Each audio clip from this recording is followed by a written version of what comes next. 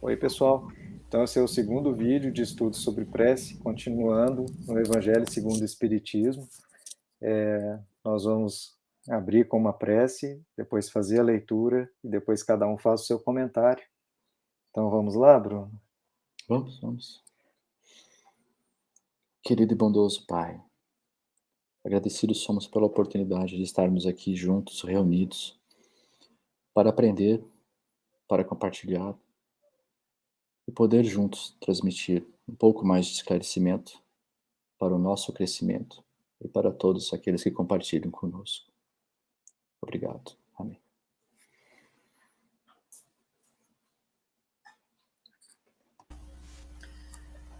Então, olá, gente, tudo bem?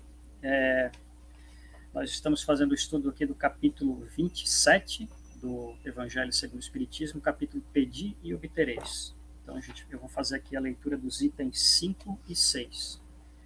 O item 5 fala o seguinte: o que quer que seja que pedirdes na prece, crede que o obtereis, que vos será concedido.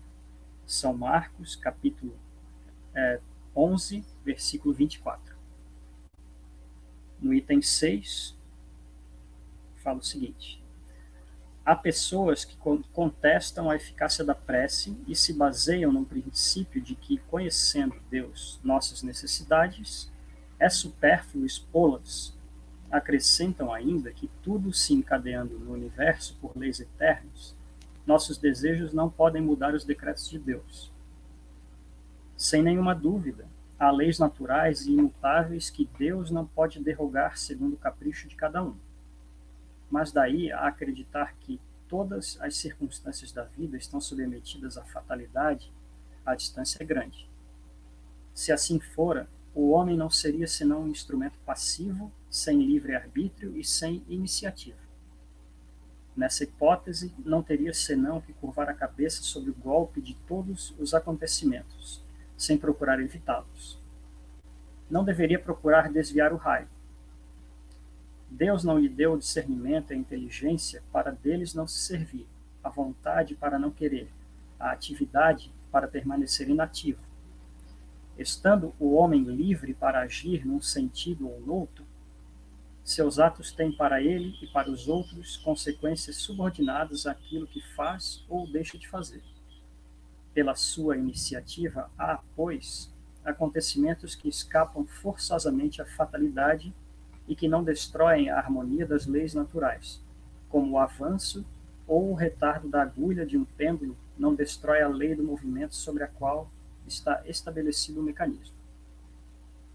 Deus pode, pois, aceder a certos pedidos, sem derrogar a imutabilidade das leis que regem o conjunto, ficando seu acesso sempre subordinado à sua vontade. Seria ilógico concluir desta máxima: o que quer que seja que pedirdes pela prece vos será concedido, que basta pedir para obter, e seria injusto acusar a providência porque não cede a todo pedido que lhe é feito, pois ela sabe, melhor do que nós, o que é para o nosso bem. Desculpa. O mesmo ocorre com um pai sábio que recusa ao filho as coisas contrárias aos interesses desse. O homem geralmente não vê senão o presente. Ora, o sofrimento é útil à sua felicidade futura. Deus o deixará sofrer como o cirurgião deixa o doente sofrer uma operação que deve conduzi-lo à cura. O que Deus concederá, se dirige a ele com confiança, é a coragem, a paciência e a resignação. O que concederá ainda são os meios de sair por si mesmo da dificuldade com a ajuda das ideias que são sugeridas pelos bons espíritos, deixando-lhes assim o mérito, aliás.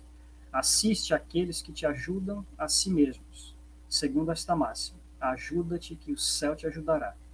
E não àqueles que tudo esperam de um socorro estranho, sem fazer o uso das próprias faculdades. Mas geralmente prefere-se ser socorrido por um milagre, sem nada fazer. Eu acho que a gente pode concentrar a nossa atenção, especialmente no item 6.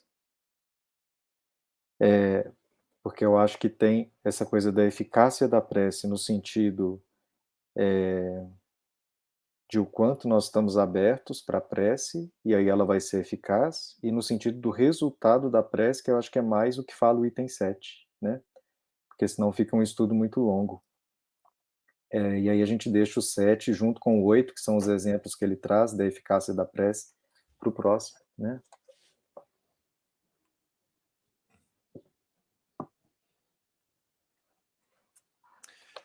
É impressionante quanto a gente precisa entender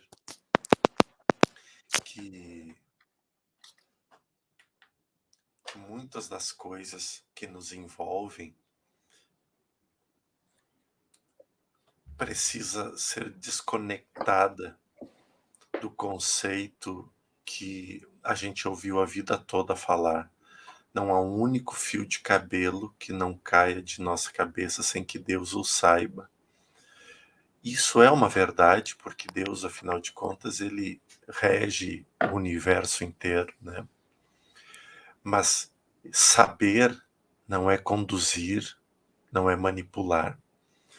Então, quando nós vemos algum fato ocorrendo, seja ele de uma gravidade X, automaticamente a gente tende a dizer, foi a vontade de Deus, quando não estamos envolvidos nela.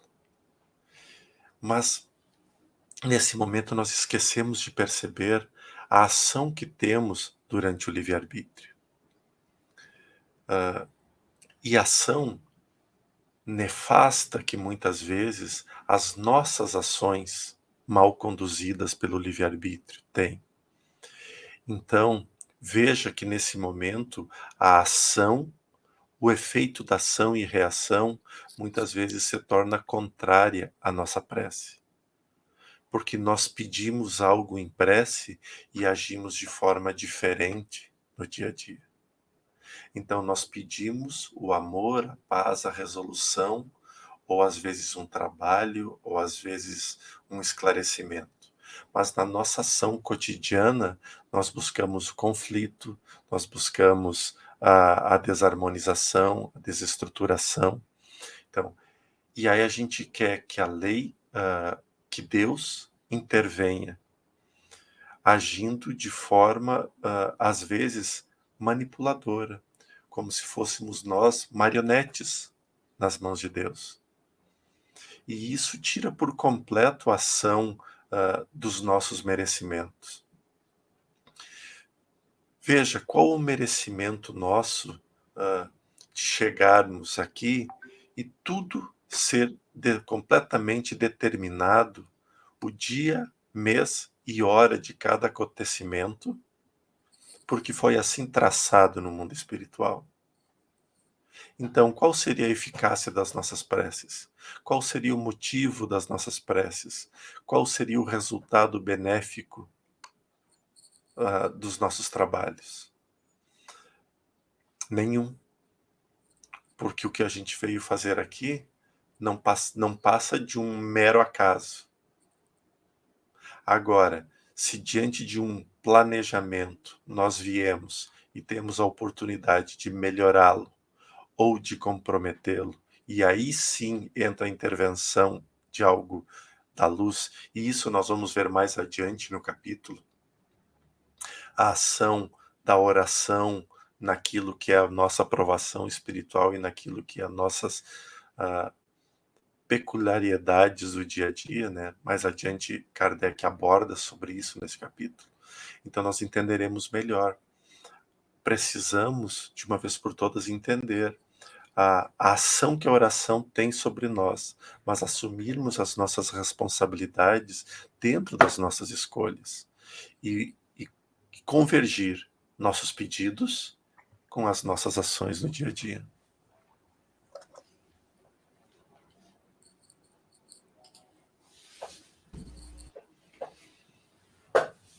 Eu acho que você quer falar, Bruno? Pode falar. Eu ia falar uma coisa, porque, por exemplo, assim, às vezes a gente pede para Deus, poxa, preciso de um trabalho, preciso de um trabalho, preciso de trabalho, preciso de trabalho. Mas no dia a dia a gente age bem diferente, como o Jorge estava falando. Pô, mas não levanta a bunda da cadeira para fazer alguma coisa, cara. Sabe? Tipo assim, pô, mas não se mexe para fazer alguma coisa. E aí vem uma outra situação, uma outra questão, na verdade. Que é o seguinte, eu peço a Deus humildemente lá, como a gente conversou, Deus, eu preciso de um trabalho. Desculpa que eu tenho um pequeno aqui. E eu me esforço. Eu me esforço. E mesmo assim, estou todo dia pedindo a espiritualidade, me dê forças, me dê oportunidades. Mas aí isto não acontece. E aí a situação é, eu pedi com fé, com desejo e me esforcei para que aquilo acontecesse. É um exemplo, né? Aí como que a gente pode interpretar isso? Né? Porque são duas situações diferentes. Eu peço, mas não faço a minha parte. E acho contrariamente. Eu faço, peço, mas nada acontece. E eu pergunto porque muitas pessoas, eu já vi muitos comentários sobre isso, sabe? Poxa, eu peço, trabalho, tô fazendo aquilo e tal, e não acontece. E aí, claro, que aí cada caso é um caso, porque às vezes a pessoa, será que realmente está fazendo? Será que realmente está indo? E foi algo que eu, inclusive, por exemplo, dentro de uma outra situação, eu comentei essa semana. Falei, pô, mesmo na dificuldade, às vezes quando você está numa dificuldade muito grande, é difícil você confiar. É difícil você manter a confiança, é difícil você manter a fé que as coisas acontecem. Então, eu queria trazer esse debate para a gente tentar explorar um pouco essa parte. Então, enquanto você estava falando, Bruno, é engraçado que me veio um relato de uma pessoa que faz as perguntas e coloca os relatos, né? E é uma coisa que às vezes mais de uma pessoa fala, especialmente com relação a receber mediunidade, né?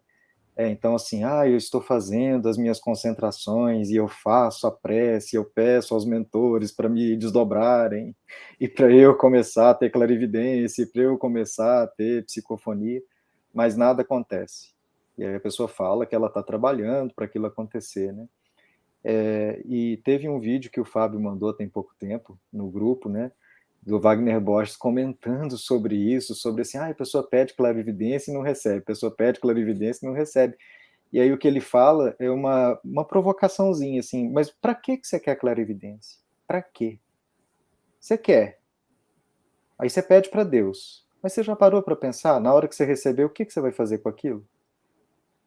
O que você quer realizar com aquilo?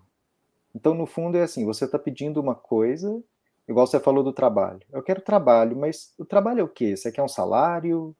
Você quer segurança? Você quer, né, se sentir protetor da sua família? Não sei. Então, às vezes, não é bem o trabalho que você quer. O que está por trás desse pedido, né? E aí, às vezes, a gente fica pedindo para Deus de uma maneira simplista, igual quer uma bala, né? Sendo que às vezes eu estou com fome, às vezes eu quero atenção, às vezes eu quero uma outra coisa. Que exemplo da bala é do vídeo anterior, né? Que o Jordelei estava falando que a gente pode pedir a Deus, quero uma bala. É o pai escutando isso, né?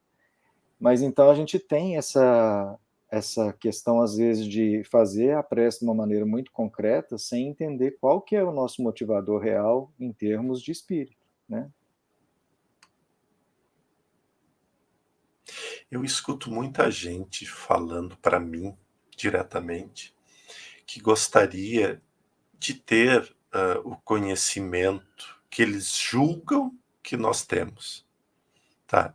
Veja bem, eu estou botando isso assim, que eles julgam que nós temos. Eu respondo sempre, é fácil de ter, basta ler. Ler muito. Porque imagino que todos vocês leram bastante, estudaram bastante, assistiram muitas palestras, né? Viraram noites estudando na faculdade, fazendo trabalho, para ter esse conhecimento que tem. Ou acordar de madrugada, às vezes, e sem sono, o que eu vou fazer? Vou ler. Na época do mestrado, que era uma loucura, que tinha que traduzir textos e textos, e nenhum professor queria saber se tu tinha outra disciplina ou não. O mestrado, para mim, foi uma loucura, assim.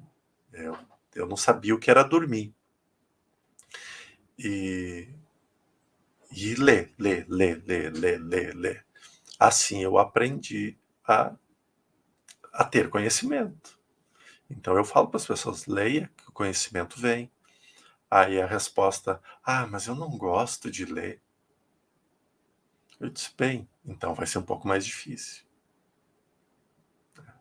Não tem outro caminho. Não existe outro caminho. O conhecimento não cai que nem chuva. Por exemplo, veja o Lázaro. Ele está há 19 anos, deixa eu ver que eu estou no... Ele está desde 2008 me falando para mim estudar fisiologia, estudar anatomia, perdão, estudar livros de anatomia. E eu não estou estudando. Eu não estudo. Realmente eu não estudo. Por quê? Eu julgo não ter tempo, e eu sei que eu tenho, né? Mas eu não estou estudando. Se eu estudasse o quanto ele poderia trabalhar, o quanto eu poderia ajudar ele a trabalhar, então ele só não faz mais porque eu não permito. Diga, Fábio. Cara, tu falou do negócio da anatomia aí, né? 2019, início de 2019, né? Trabalho do Centro Espírita funcionando normal, presencial e tal. Nossa dirigente recebeu uma orientação do mentor da casa para fixar imagens ilustrativas, assim, coloridas, bonitas e tal, com as partes do corpo, com essa parte anatômica mesmo, né? Então tem 3 ou 4 quadros lá colados na parede, né, para que os médiuns pudessem observar aquilo e ter uma eficácia maior na aplicação das energias depois, né? Porque por mais que a intervenção não seja feita no corpo físico em si, ainda assim as energias deletérias que estarão vinculadas aos órgãos, às partes anatômicas da pessoa, elas vão aparecer no perispírito, né? Então tu tem que estar ciente do local que tu vai realmente poder aplicar, né? Claro que a gente, com a percepção, tu vai começar a perceber, né? Magnetismo das áreas que precisam e tudo mais. Mas veio essa orientação nesse sentido, né, cara? É isso. Tá sempre se capacitando, sabe? É evolução constante, cara. E isso explica, por exemplo, isso que o Bruno estava pedindo aqui. As pessoas perguntam, eu peço, e me lembrou uma frase que o Ikena sempre fala em algumas palestras, até faz dias que ele não está falando isso. Deus dá sempre 9 passos, todos os dias 9 passos na nossa direção. Ele só espera que a gente dê um passo na direção dele. Ou seja, o nosso trabalho é minúsculo. É só um passo.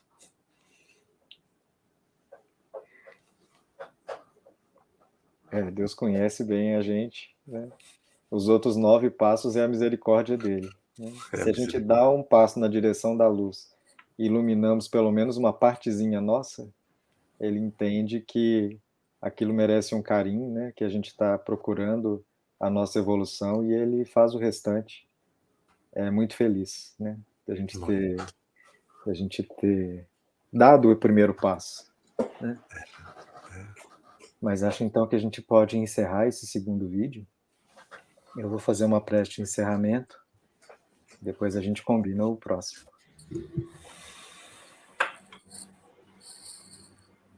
Senhor Jesus e queridos mentores, somos muito agradecidos por essa oportunidade de esclarecimento, primeiramente no nosso mesmo, depois de todos os que irão escutar essa mensagem e esse estudo.